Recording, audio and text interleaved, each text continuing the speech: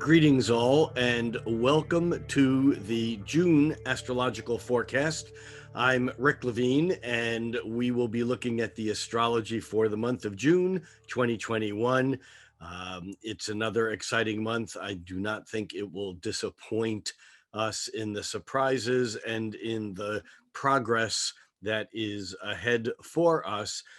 Before I get into the monthly information, I just wanted to let everyone know that I will be participating in a weekend conference physically held in Rhinebeck, New York at Omega Institute. And this will be the last weekend in September, September 24th through September 26th. And there'll be 5 of us astrologers that will be weaving our individual threads of thought into a overview of understanding what astrology is at this point in time in our evolution on planet Earth. The title of the weekend is Astrology, Consciousness, and the Great Shift. It's going to be an exciting weekend based upon the people who will be participating with me: Maurice Fernandez, Ann Orderly, Catherine Andren, Kay Taylor. We have quite a weekend in store. Find out more information by going to eomega.org and check out the workshops there. Advanced registration is required. And again, this will be September 24th through the 26th. So, with no further ado, I'd like to focus our attention on the month coming up. And this month is intriguing for me because rather than isolating specific events, as I often do going through the month, and we'll get to some of them, I really just want to have everyone understand this month as part of the larger process of 2021. And what's intriguing about 2021 is there is a single aspect that repeats 3 times that I've spoken about before. Those of you who have followed my teachings know about this aspect, but it really is the theme of 2021 that builds upon and plays on what happened in 2020, but is distinctively different than the planetary lineup in systemic, organizational, governmental Capricorn. Capricorn, the planet of hierarchy and of structure. I'm sorry, the sign of hierarchy and structure.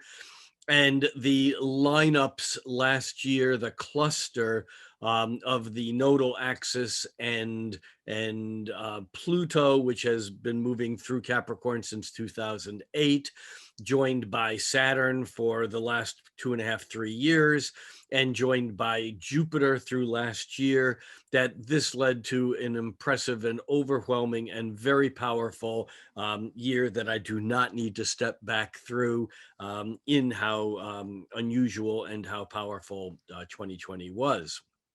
And difficult, I should say, for many of us. It was quite a trying year. 2021, though, is a shift because the planets in Capricorn have all left Capricorn except for Pluto, which is still hanging out in Capricorn and will be there for another few years, finishing the deconstruction, the taking down, the pulling apart of the structures that have outlived their usefulness.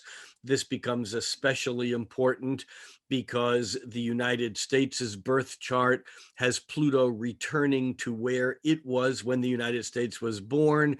And so this whole concept of Pluto deconstructing in order to allow a reconstruction to occur is still in process. But Jupiter has moved on into Aquarius, and in fact now is tipped its toes into Pisces, where it will be for all of June. And Saturn has moved on into Aquarius. And the key for the month of June, which I am referring to as Act 2. And why do I say Act 2?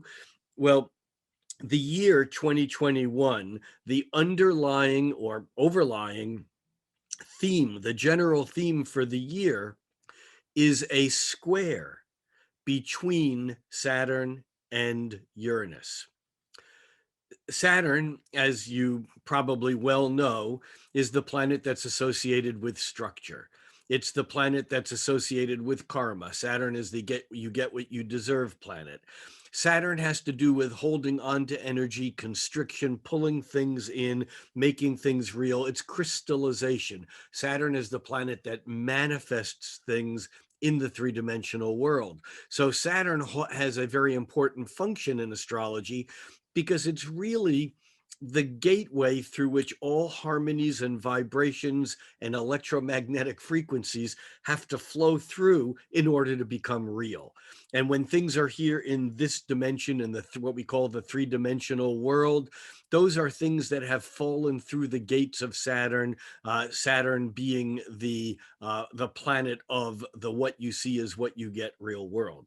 Now, Uranus, on the other hand, is the planet that was discovered that made us realize that Saturn wasn't the limit, that there was a whole universe of things that had been previously invisible on beyond Saturn. And therefore, Uranus is associated with the future.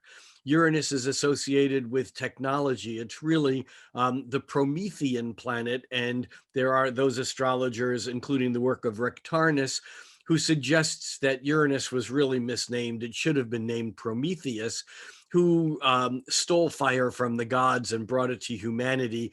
The image here is the humans moving beyond the restricted, limited realms of Saturn and moving into the world of divinity, into the cosmic realms, into the future, into the metaphysical dimensions. So, what we have in 2021 is three repetitive squares because of the Earth's movement inside these slower moving planets. The planets move back or forth and back and forth, that retrograde motion. And so, what we have this year is a repetition of an alignment of Saturn and Uranus. Saturn and Uranus aligned for the first of three times on February 17th. They will align now that Saturn has turned retrograde. They will align for the second of three times on June 14th. And then they will align for the third of three times on December 23rd of 2021. Now, they actually come very close to realigning, to squaring a fourth time in September, October of 2022. They don't reach an exact point, but the theme that's established in 2021 will be with us all the way through 2022. It's like we don't get done with this until these planets begin to move further and further apart. So, what is this energy and why is June Act 2? Well, first of all, the energy is a square. So it's a square between Saturn, the planet of tradition, and Uranus, the planet of the future. Saturn, the planet of conservation of energy. Uranus, the planet of blow it all up right now. The lightning striking, there's no conservation of energy. It gives it all it has right in the present moment. Uranus is a planet of instantaneous expression. Saturn is a planet of controlled expression. So we have this conflict between holding on to the status quo, Saturn, and moving into the future and moving it with a radical or non-traditional or progressive energy into the future. And it is my contention, as it is, I'm sure, the contention of many other astrologers, that the various events that are playing out in larger than life size in front of us these days, whether these are issues of political tension or economic tension, whether they are tension about the individual's freedom versus social responsibility, whether that means abortion or right to life, or control of one's own body, or whether that translates into social control of vaccination or individual sovereignty. I'm not here saying either side of any of these issues is right or wrong. What I'm saying is that 2021 is a repetitive squaring between these two planets that have about a 45-year cycle, which means halfway through that cycle and a quarter of a way through that cycle. Halfway through that cycle, roughly 21, 22 years, and a quarter of a way through that cycle is roughly 12 years. And it's this repetitive cycle that's always uncomfortable. It's always uneasy, even if things are working out okay, because we have this conflict between the old and the new. So what happened was that in the transition of power, for example, in the United States, or the issues of Brexit, for example, in Europe and its relationship with the United Kingdom, we've seen this Saturn square Uranus play out the early part of the year in January and in February, with in the United States the transition or lack of smooth transition of power. And that came to a culmination not only on January 6th with an insurrection of the Capitol at the Capitol, but also through February, with the early February and into mid-February, with issues of impeachment and other stresses that were on the government between hanging in the past or moving into the future. Now, the second of these three squares in 2021 will occur on June 14th.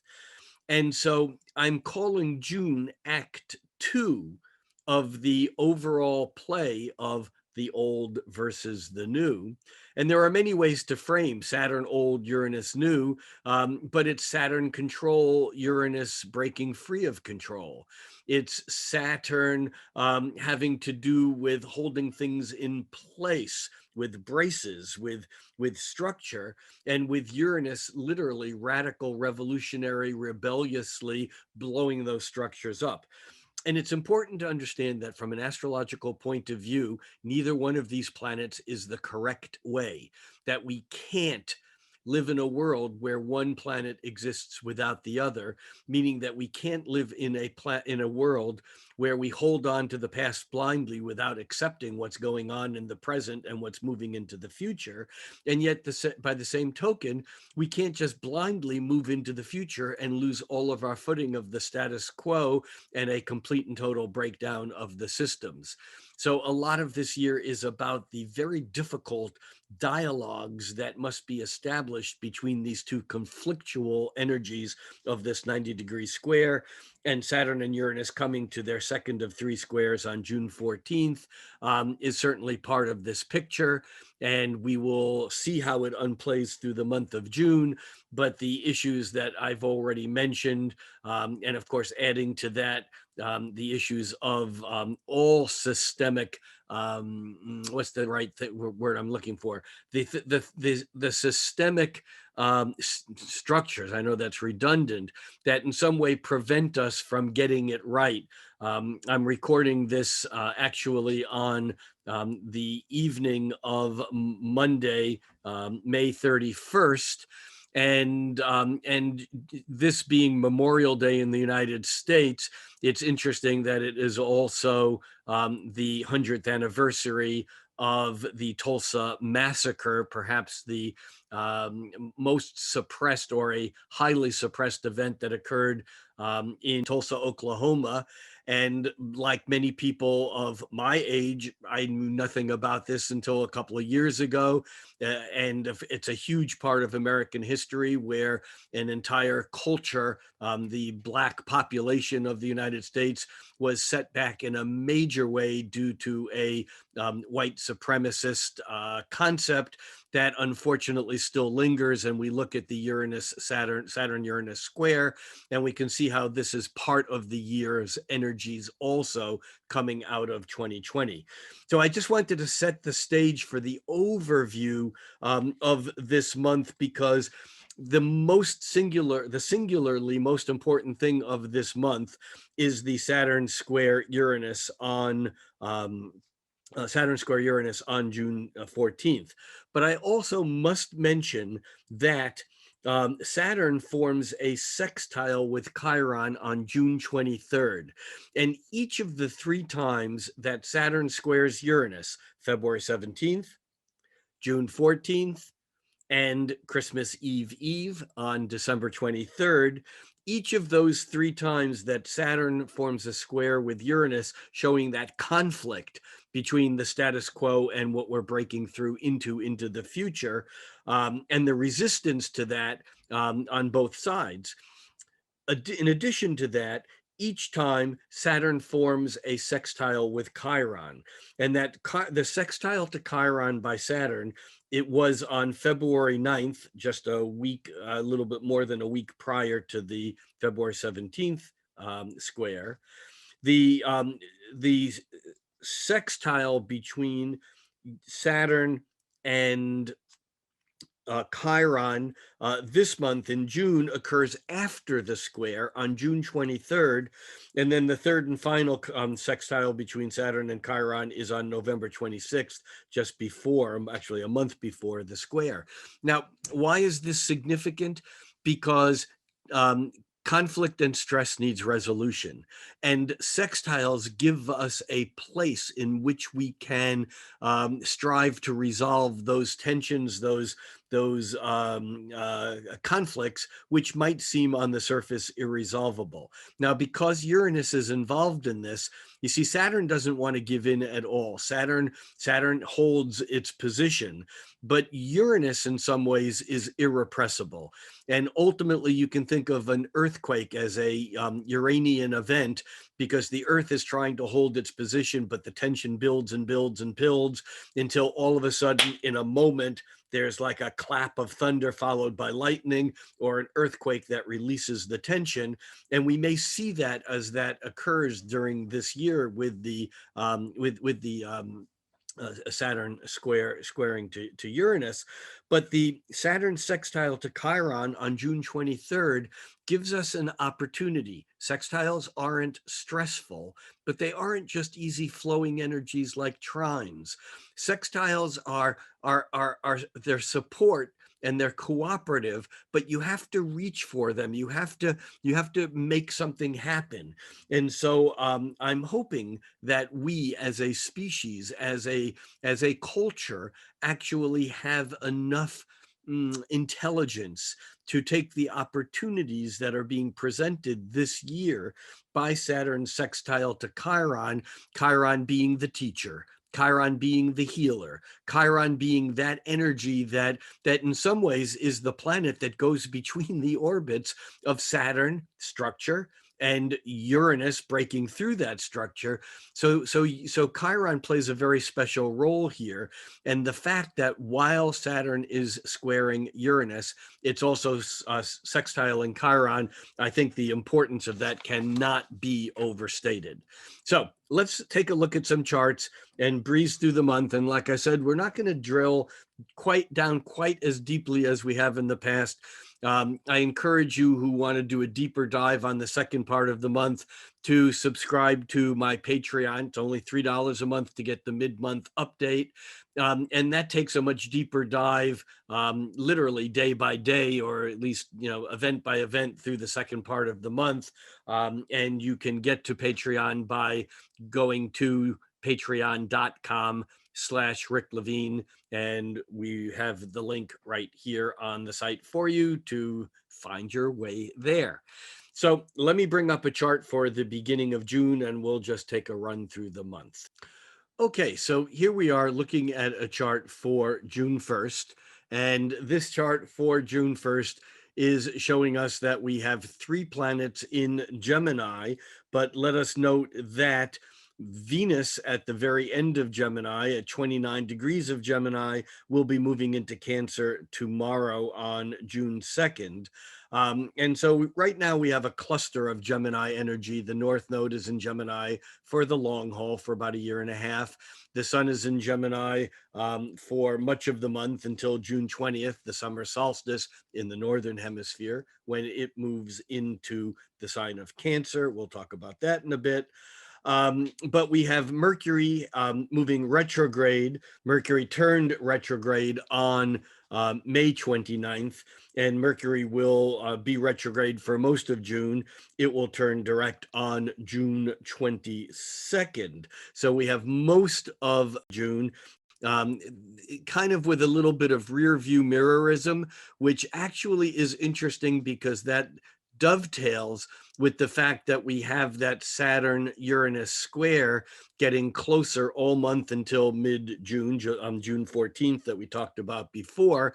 And in some ways, this being the second of these three squares, we'll be looking back, whether we're doing it consciously or not, we'll be looking back not only politically and in the outer world, but in our own personal lives. We'll be looking back to what was going on in our lives back in January and February, mid-February in particular, when that first square happened. So the fact that Mercury is retrograde for most of this month kind of dovetails and again gives us that energy of looking back, of going within, of working over energy that has been already processed on some level. And incidentally, on June 20th, right around the solstice occurs in the evening of June 20th, but early in the morning on June 20th, Jupiter turns retrograde. And so we're getting this pileup of retrograde planets. We were in a period where everything was moving direct, but then Pluto turned retrograde, and then Saturn last month. Mercury is retrograde, of course, and Jupiter adds to the mix by the end of June. Actually, Neptune also chimes in with the beginning its retrograde movement, its retrograde phase on June 25th. So here we are looking at a chart for June 1st. And incidentally, for those of you who happen to be here for the first time, all my charts are done with Aries rising, which means that we do not show an ascendant or a midheaven because I don't know where you are on Earth, and the ascendant and is the horizon, and that varies, geographically.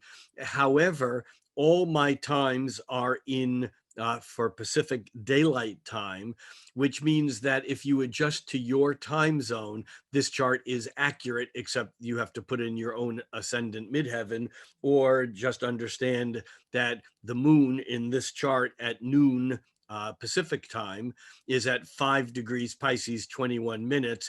That means it is at 5 degrees Pisces, 21 minutes all over the planet at this moment, if you correct for your time zone. Also, the aspects that I have drawn in are simplified aspects for what we talk about here. I have the squares and oppositions in red, the sextiles and trines in blue, and the quincunxes in green. And I also have solar fire set up so that as the aspect gets very, very close, the line gets very, very thick. And you can see that the square between Saturn at 13 degrees, 27 minutes Aquarius, which is within 1 degree or just 1 degree to us being exactly square to Uranus at 12 degrees Taurus, 28 minutes, that that line is very, very thick. Also, you can see that the Mars at 23 Cancer trining Neptune at 23 Pisces is also very thick. That was an aspect that was actually exact just a day and a half ago, but Mars moves a bit slower. So they are still partile, meaning within the same degree, 23 degrees and 23 degrees. So what I want to kind of focus on here at the beginning is that as the month opens, we're in a transition phase. We have Venus ready to leave Gemini and move into Cancer. And interestingly enough, Venus is moving rather quickly right now. And Venus moves from Cancer into Leo before the month is out on June 26th. So we're kind of getting this sweep of Cancerian energy. And this is interesting and important because Mars, as it is moving through Cancer this month, will make an opposition to Pluto. So let's break this down a little bit because it's really interesting the way that this unfolds, and these all become part of the fabric of the month. But remember, it is the old versus the new, the Saturn that is square Uranus, that is ultimately the most important theme of the month. So let's step through this and just kind of take a look at what happens. We have on June 3rd, we have the sun at 13 degrees of Gemini, making an exact trine with Saturn at 13 degrees of Aquarius. We might consider this to be a day of stabilization, and yet there's an opportunity here that is an opportunity for expansion and growth, because not only does the sun make a trine with Saturn, the sun from noisy, communication oriented Gemini makes a trine to stabilizing, make it real, ground the words, Saturn. But on the same day, Venus now moved on into a water sign, into Cancer, where it's more intuitive, more feeling. Remember, Venus moves into Cancer on June 2nd. But Jupiter, which has just recently moved from Aquarius, air sign, into Pisces, water sign, that Venus immediately picks up on that trine to Jupiter, which is exact the same day that the sun trines Saturn. So it's almost like astrology is giving us two messages that would normally be conflictive, but here they work well together. Why? Because on one hand, we're getting this message of intellectually noisy but grounded thinking. That's the Mercury trine Saturn. And at the same time, we're getting this kind of optimistic Jupiter, this sense of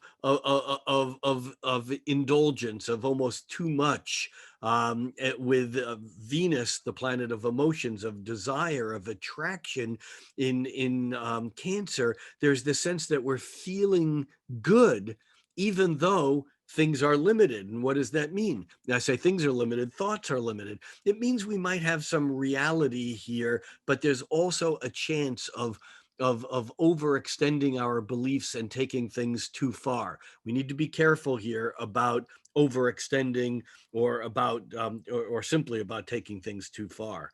On June 5th, we have Mercury moving into the mix. Mercury retrograding in Gemini. Mercury makes a square to Neptune, and this is kind of fuzzy thinking. Here we might actually have a little bit of either conflict because we can't say something that we want to say, not because we're afraid to say it, but the more we talk about it, the more complicated it becomes. It's just hard. It's hard to nail it. I mean, when Mercury is retrograde, that in itself speeds up or increases the mental process. That's why we think often that Mercury is negative, because it creates the propensity towards making mistakes, or making a wrong turn, or driving, or signing a contract you shouldn't have. All of that is only true if you're not processing all the information that's coming in. And when Mercury is retrograde, because it's closer to Earth, it's sometimes difficult to process all that information. And now on the 5th, with Mercury squaring Neptune, not only is there a lot of information coming in, but we don't know which of it to trust. It's complicated. And rather than trying to find the truth on June 5th, it might be a day where we just kind of step back a little bit and know that we're getting intuitive hits, and yet there's a difficulty in doing that, because on June 5th, and I mentioned this, but I didn't give a date. On June 5th is the date that Mars in Cancer opposes Pluto. Now, here becomes the crux of the day, because Mars and Pluto are both powerful. They're both feisty. They're interactive in as much as they will both fight for their cause. Mars is more about burning the energy off the top. Mars is combative. It's conflictive. It's the warrior planet. But Pluto doesn't take Mars is yes or no for an answer. Pluto sits behind down deep. Pluto is the lord of the hell realms. And when Mars and Pluto are in an opposition, this is often a power struggle coming to fruition. It's a power struggle because there's tension, there's a tug of war between Pluto in Capricorn needing to break down the structures, and Mars in Cancer needing to fight to make things safe and creating a secure and safe environment. And of course, interestingly enough, we try to find the facts, and Mercury being squaring to Neptune, we may not have the facts that we need. So this is actually a tricky day to navigate, and I think it's a better day for writing poetry and listening to music than it is for trying to make a final decision on which side of any particular fence you might fall.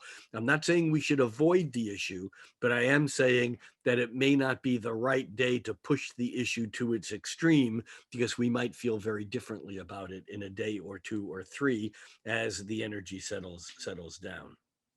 Now, this actually feeds into the second eclipse of the season.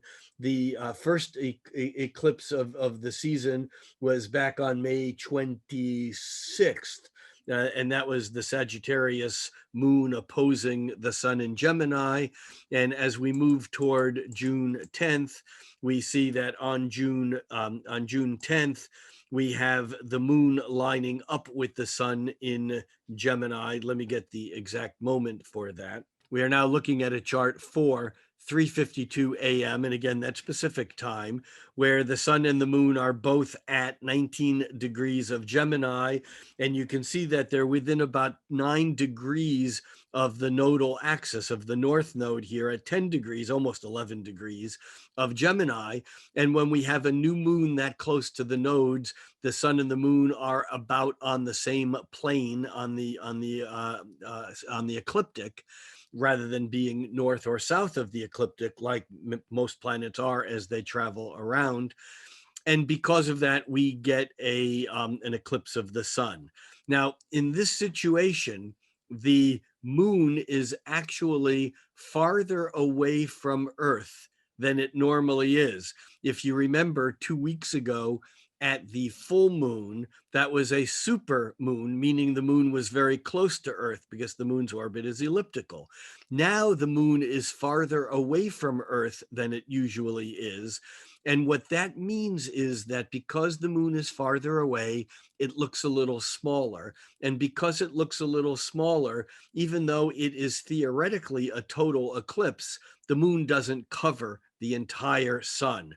I've been blessed by seeing a total eclipse like many Americans did a few years back, the Great American Eclipse, and that was a total eclipse of the sun. But last year, on the day after Christmas in Singapore, I had the privilege of seeing an annular eclipse.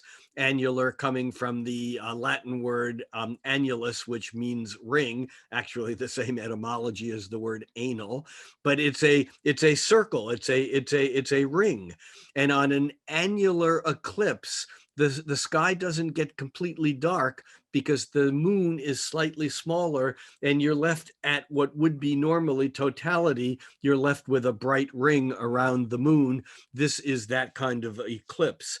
The important thing about this eclipse, though, is that it occurs so closely in time to the Saturn Uranus square. I think that's the most important thing about this eclipse. Also, the fact that it is in Gemini. Gemini is ruled by Mercury, and Mercury is retrograde and within a degree of the eclipse, meaning that this eclipse has to do with a shift and a sudden upset and a contradiction, if you will, of communication. So we might expect things to come out at this point in time that kind of turn our heads around, as if they haven't been turned around enough this last year or so. But this eclipse is very potent because it is conjuncting conjoined to that Mercury retrograde coming into the eclipse. And so this is a very interesting eclipse. The sun actually joins up with Mercury by tomorrow, by later in the day, actually, just a few hours later. The eclipse occurs at 3:52 a.m. Pacific time, and the sun actually the moon lines up with Mercury just a couple of hours later, and the sun lines up with Mercury by 6 o'clock, 6:12 p.m. So we really have this energy of communication being vital, and yet it being flipped, because eclipses often have to do with a falling apart of something and a realization that something else is replacing it. It's an ending and a beginning. It's kind of a time warp, if you will. On June 11th, the following day, we have Mars leaving Cancer, moving into Leo. It doesn't show here until the 12th, but it actually occurs on the 11th, that Mars moves into Leo. And at the same time, we also have Venus coming into into a series of aspects. Venus reaching 12 degrees, 12, 13 degrees of Cancer. It will form a quincunx to Saturn, a square to Chiron, and a sextile to Uranus. And so we can expect Venus here to be in the highlight, especially because on the 12th, the moon is moving through Cancer and will be lining up with Venus, emphasizing this energy. And so we may have a realization or a difficulty in getting our feelings that moon lining up with Venus, getting them to conform to the Saturnian structures, a quincunx. These are oil and water. The energies aren't mixing. And yet this is an encouragement to break out of the box. Why? Because that Venus is forming that sextile with Uranus late on the 12th, which means that the moon coming through there is doing the same. And so this is an encouragement to break the rule. And I'm not saying to break the law, or if you do so, do it very consciously and with kindness and compassion and awareness. But here we have this Venus moon. What it's really doing is it's showing us the conflict between the Saturn Uranus square. Remember, that's exact in just a couple of days. Note here how close this aspect is. Saturn retrograding now is retrograded back to 13 degrees Aquarius, 12 minutes, and it only has less than a quarter of a degree to retrograde back until it bumps into that exact, excuse me, until it bumps into that exact square to Saturn, that it will do in just a couple of days. So that Saturn square Uranus on a couple of days prior to it is getting called out by how uncomfortable it feels, because the moon and Venus want us to break through. They want us to get rid of this tension by just simply blasting into whatever we need to push into. And yet Saturn is saying, you can't go without me having some say in the matter. And so that quincunx to Saturn is basically the need to make adjustments to that ideal that we would like to just radically bust through everything and move into the future. And yet Saturn is not letting go. And so there's a bit of negotiation that needs to occur. Kind of moving ahead a bit here, I'm going to move through the period of time, the 15th, when Mercury makes a half square to Mars. There's a bit of stress there, but I want to jump down to June 18th, when the sun makes a square and a half to Saturn and a half square to Uranus. Let's back up to where we were just before here on the 12th, when we had the Venus and Moon making the quincunx to Saturn and a sextile to Uranus.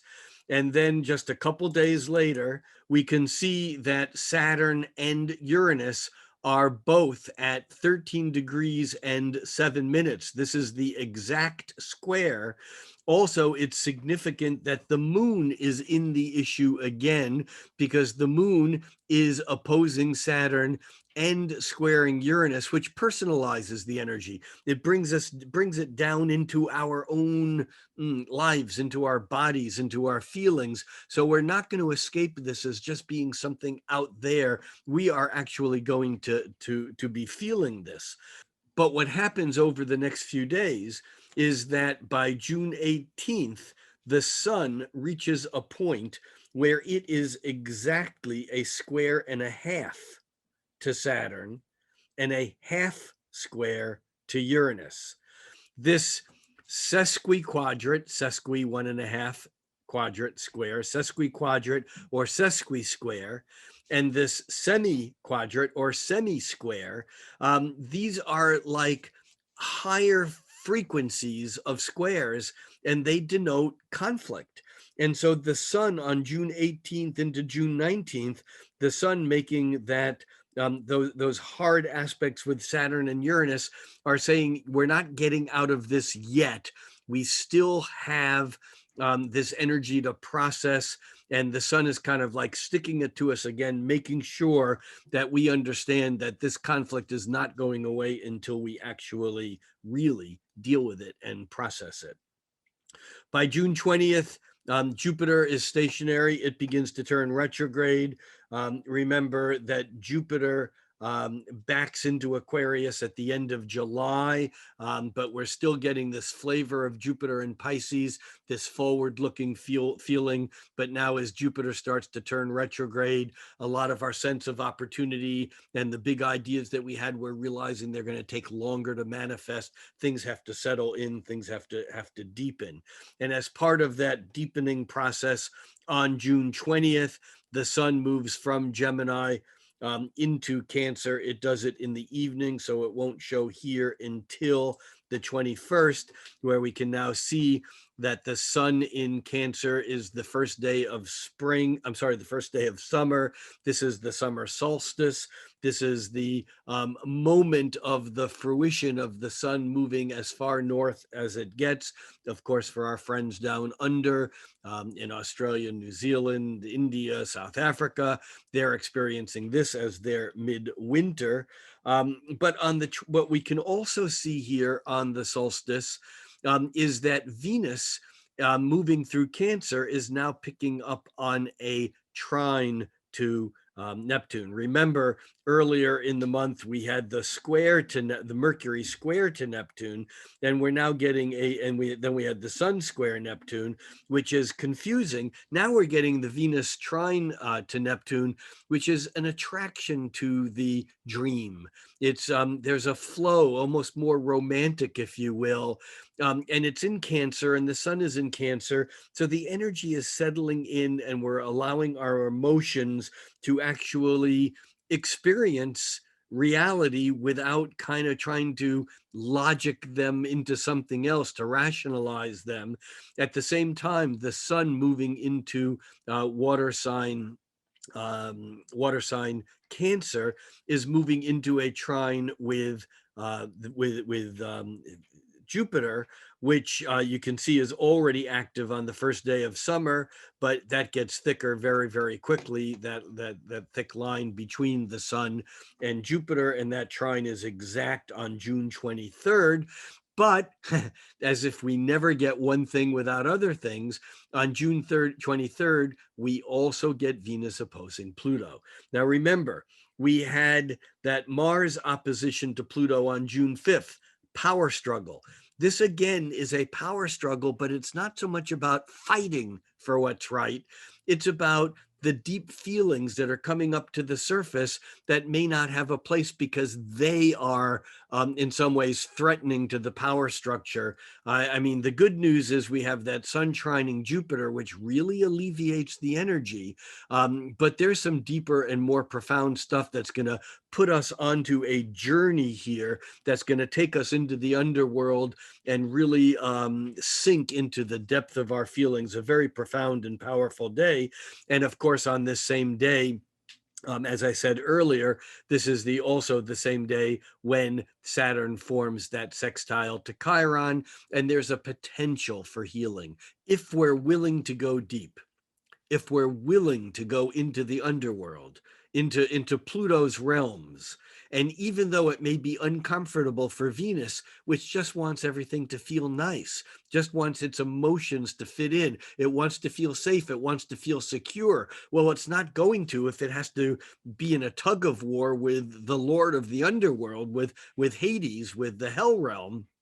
And yet, if we can hold that position, then that Saturn sextile to Chiron gives us the ability to work on healing whatever those deeper wounds are.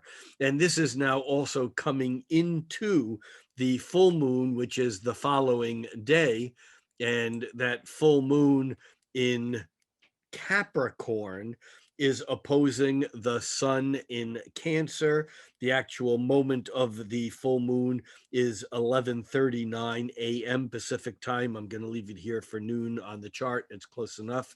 But you can see here how we're getting these double oppositions, the moon to the sun and Venus to Pluto. We're definitely getting the feeling that it's difficult to feel safe and secure and at home. That's the Cancerian stuff, while actually having to work within whatever the structures are requiring us to be. And so there's some hard work here, but this is also a very powerful period of time and a time of transition that will enable us to process a lot of the stuff that has gone on, especially through the middle of June. And we'll dig deeper onto this full moon when we do the mid-month update. But I also just want to mention that here on June 24th, Neptune is already stationing. By the 25th, it turns retrograde. Slow-moving planets, when they turn retrograde, I mean, it's days. It feels like weeks. It's just Neptune is getting more attention because it's just not moving right now. On June 26th, we have Venus changing signs. You can see here at noon on the 26th, Venus is still in Cancer, but by the 27th, it has moved on into Leo, and it's almost like a lightening of the energy. Mars is already in Leo. There's a feeling like we're ready for the show. We're ready to be in summer, even though summer has already started. It started on the solstice when the sun moved into Cancer, but it's now that Venus moves into Leo and Mars is in Leo, it's like it feels more like midsummer. It feels like summer. And this energy is very important because what it does is it encourages us to express our stuff outwardly. And this will set the tone for much of what occurs in July. But I think that it's significant that as we move toward the end of the month, that we're getting a shift. We begin the month with the predominance of planets in Gemini. They move through Cancer, and by the end of the month, we're already tasting that put on the show Leo energy, where all the flowers are in bloom. So that is the big picture.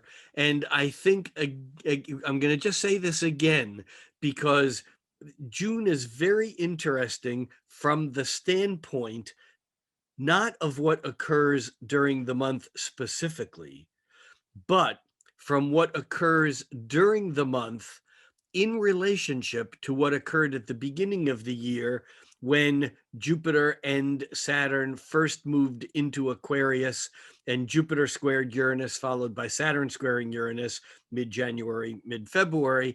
And now we're getting kind of a looking back motion. By the way, I skipped through when I was doing the day by day the fact that Mercury turns direct on the 22nd. And again, when a planet shifts from retrograde to direct, especially the faster moving planets like Mercury and Venus, the energy is heightened. But it won't be like all of a sudden things start moving forward. If you read that on the internet, on people's dailies, Mercury's turned direct, everything's going to be great. Everything. No, it'll take days, if not weeks, for Mercury to not only regain its initial speed or its typical regular speed, but to also move through the area that we call its shadow. And it won't be until this beginning of the second week in July when Mercury is finally pushing into new territory, and we feel like we're kind of regained the ground that we lost. So that Mercury direct, I think, is part of the ending of the month of the of Venus moving into Leo, and a feeling of optimism. Eclipse season is over. It's not that things are returning to normal, but things are moving forward again. And I think that the over the the overarching theme of the month of June is the theme of the square between Saturn and Uranus, and the realization, whether we like it or not, that we can't have Uranus without Saturn, and we can't have Saturn without Uranus. In other words, no matter how radically extreme your feelings are on whatever issue it is, that those extreme feelings, whether you're holding on to something that you believe that comes from some structure, some belief system, something from the past, something that doesn't work anymore, whether those beliefs are are tied to history or your perception of history, even if it's incorrect. Those things, compared to the Uranus, the futuristic, the progressive, the radical, you can't have one without the other. And in fact, this is a second chance. The old versus new act two. This is a chance for us to look at some of these issues again, to see if we can find common ground, to see if we, even if we can't find common ground, can we find common destinations? How are we going to get to where we're going? Because we're not going to get there separately. We're in this together. And therefore, we have to figure out ways of working with both Saturn and Uranus. This is the blessing of the Saturn sextile Chiron on June 23rd. And these are slower moving energies. They're going to be with us for days, even weeks prior to and after.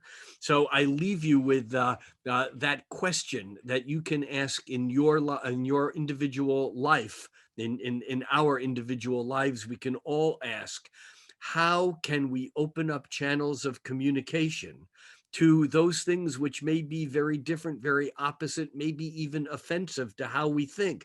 I'm not saying that one should say that's right, or I agree with that, or that's the way it should be.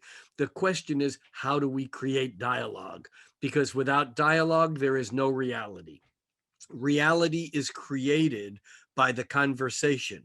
And when the conversation stops, that's when we get stuck. And in some ways, that's where we were at the beginning of the year. And quite frankly, on some level, we might be there again at the end of the year. And we might be there all the way through the middle end of 2022 until that Saturn Uranus square is gone. The question is, how can we individually each do our part to nudge this further by creating dialogue, by creating conversations, and by opening up to the process rather than just saying my way is the only way and there is no room for dialogue. That's it. I always come back to the same thought. I really just talked about it in different languaging. We can think cosmically. We can talk about the meanings of Uranus and the meanings of Saturn. This is all wonderful and powerful and cosmic stuff. But unless we put it to use in our individual lives, it's really of very little value. Think cosmically, act locally. I'll see you next month. I'm Rick Levine.